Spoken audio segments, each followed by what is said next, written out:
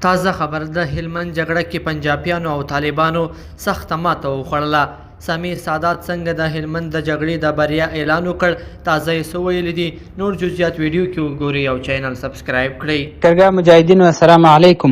غوښتل مې چې یو درې شیان در سره شریک کړم. اول دا چې د الله تعالی سخت امتحان پر موږ تاسې رالی او الله غوښتل چې موږ امتحان کې چې دا وطن چې موږ ته راکړی، دا رتبې راکړي، دا عزت یې راکړی، دا ځواني یې راکړې، دا عقل یې راکړی، آیا د دې څخه موږ استفاده کوو؟ خپل پر ننګ، پر ناموس، پر خور مور، پر وطن دریږو که نه دریږو؟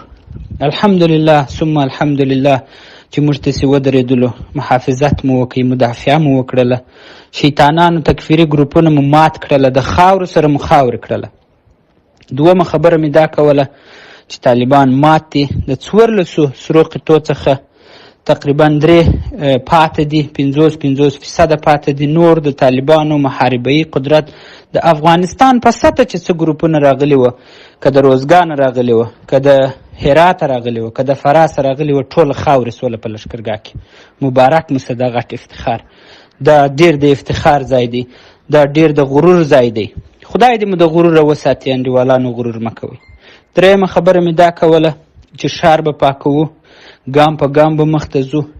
دا جسدونه چې پاته دي، دا سلاوې، دا مهمات، دا مینونه، دا به سره راټولوو او خپل ښار به برته ګلالی کو، ښایسته به یې کو. دا تکفیري و نجس ګروپونه که یو دانه مانه یو ځای پاتې، هغه به م خلاصو.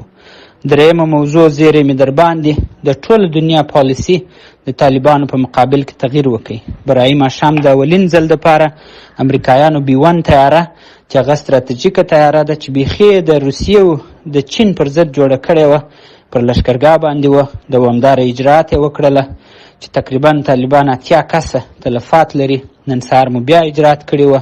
زموږ اجراات به د هغسې شدید او قاطع ادامه لري. پر هلمندیانو مې دا غږ دی چې کومکي خلک چې راغلي دي، د هغوی عزت وساتئ، احترام یې وکئ، خبره یې واورئ، کومک و مدد و همت ورسره وکئ. او وروره چې هر څوک په هر ځای کې یاست، که عسکر په کور کې دي، که په دوکانو کې دي، که په مارکیټو کې دي، خپل شاوخوا تصفیه او تلاشي کړئ، راووځئ، حرکت وکئ. اوس به مو انشاءالله یو څه وساین راغلي، خوبونه به مو پوره سوي. نو که خدای کوله کامیابي زموږ ده، د الله تعالی لاس زموږ دی، دا د الله نظام دی، هغه خپله جوړ کړی و، دا حالت یې پر موږ راوستی، د دغه حالته څه مو برته الله تعالی باسي. د ټولو څخه غواړم په آخر کې تشکري وکړم هغه ملګري چې په قمنداني امنیه کې دي، هغه ملګري چې په شاوخوا په ښار کې په کمین کې دي، په پوستو کې دي، هغه ملګري چې په میدان هوایي کې دي، هغه ملګري چې په اکاډمۍ کې دي، که په سرحدي لوا کې دي، که په نظم عامه کې دي، که په ریاست امنیت ملي کې دي، چې هر ځای دي. خلاصه مننه کوم، کور مو ودان، آفرین، شابس. ټولو قمندان صاحبانو ته مبارکي وایم، افسرانو ته، بریدملانو ته، سربازانو ته. رئیس صاحب جمهور د افتخار او د غرور یو غټ سبب د هلمند مجاهدین ګرځېدلی دي. هغه مجاهدین چې د سره بیرغ، د سره و شنه و زرغون بیرغ په خاطر یې مړانه وکړله، ودرېدل، خپل وطن یې وساتئ. که خدای کوله د طالبانو شکست په افغانستان کې د دې ځایه څخه شروع سو. همت وکئ، حرکت وکئ، ملګري وکئ، مینه و محبت وکئ، جنجال مه کوئ، خلک مه ځوروئ، بېګناه خلک درڅخه خوږ نیسي. حرکت وکئ، الله تعالی زموږ سره دی او موږ د الله سره یو.